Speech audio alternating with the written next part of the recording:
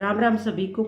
आज मैं भगवान सत्यनारायण की कथा आपको सुनाती हूँ और इस कथा को आप ध्यान से सुनिए। सत्यनारायण भगवान की कथा है, वो पूर्णिमा के दिन सुनी जाती है और भगवान विष्णु की इस दिन पूजा होती है।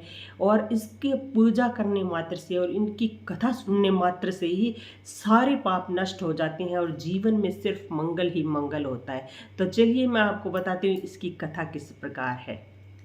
सत्यनारायण भगवान की पूजा करने के बाद में आपको ये कथा है वो सुन लेनी है। सुंदर काशी पुरी नगरी में एक अत्यंत निर्धन है ब्राह्मण रहता था।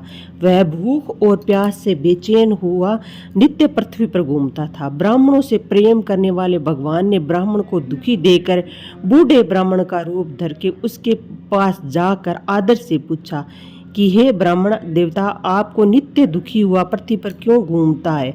हे श्रेष्ठ ब्राह्मण, यह सब मुझसे को भी तुम सब अपनी बात कहो, मैं सुनना चाहता हूँ। ब्राह्मण बोला, मैं निर्धन ब्राह्मण हूँ, भिक्षा के लिए पृथ्वी पर घूमता हूँ। हे भगवान, यदि आप इसका उपाय जानते हो तो कृपा करके कहो। वृद्ध ब्राह्मण बोला, सत्यनारायण भगवान मनवांछित फल देने वाले हैं, इसलिए हे ब्राह्मण तू उनकी पूजन कर, जिसके कारण से मनुष्यों के दुखों से मुक्त होता है। ब्राह्मण का व्रत का विधान बताकर बूढ़े ब्राह्मण को रूप धारण करने वाले सत्यनारायण भगवान अंतर्ध्यान हो गए। जिस व्रत को वृद्ध ब्राह्मण ने बताया वह उसको करूंगा, यह कहकर निश्चय है उसे रात में नींद भी नहीं आई। सुबह उठकर उसने सत्यनारायण भगवान के व्रत का निश्चय कर भिक्षा के लिए चला गया।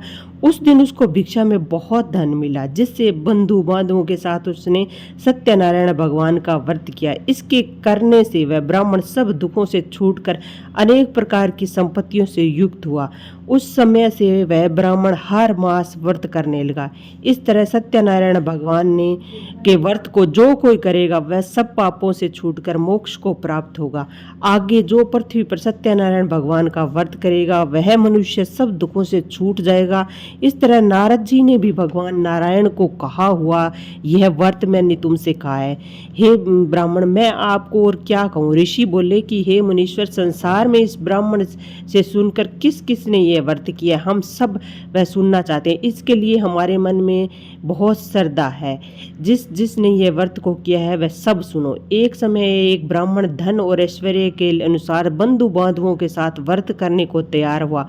उसी समय एक लकड़ी बेचने वाला बूढ़ा आदमी आया और बाहर लकड़ियों को रखकर ब्राह्मण के मकान में गया। प्यास से दुखी लकड़हारा उनको व्रत करके देखकर ब्राह्मण को नमस्कार करने लगा, और आप यह सब क्या कर रहे हो? उससे करने का फल क्या मिलता है? कृपा करके मुझको बताओ। तो ब्राह्मण ने कहा, सब मनोकामनाओं को पूर्ण करने वाला यह व्रत सत्यनारायण भगवान का व्रत है। इसकी ही कृपा से मेरे यहाँ धन धन्य सभी की वृद्धि हुई है। ब्राह्मण से इस व्रत को बारे में जानकर लकड़हारा भी बहुत परेशान हुआ और चरणामृत लेकर प्रसाद खाने का बाद अपने घर को गया। लकड़हारे ने अपने मन में इस प्रकार संकल्प किया कि वह आज गांव में लकड़ी बेचने से जो धन मिलेगा उसी से भगवान सत्यनारायण देव का उत्तम व्रत करूंगा। यह मन में विचार कर वह बूढ़ा आदमी लकड़ियां अपने सिर पर रखकर जिस नगर में धनवान लोग रहते थे वहां गया, और उसे रोज वहां उसे उन लकड़ियों का दाम पहले दिनों से चौगुना मिला। तब वह बूढ़ा लकड़हारा दाम ले और अति प्रसन्न हो पक्के केले की फली, शक्कर, घी, दूध, दही, गेहूं का चून इत्यादि लेकर भगवान सत्यनारायण के व्रत की कुल सामग्रियों को लेकर अपने घर गया। फिर उसने अपने भाइयों को बुलाकर विधि के साथ भगवान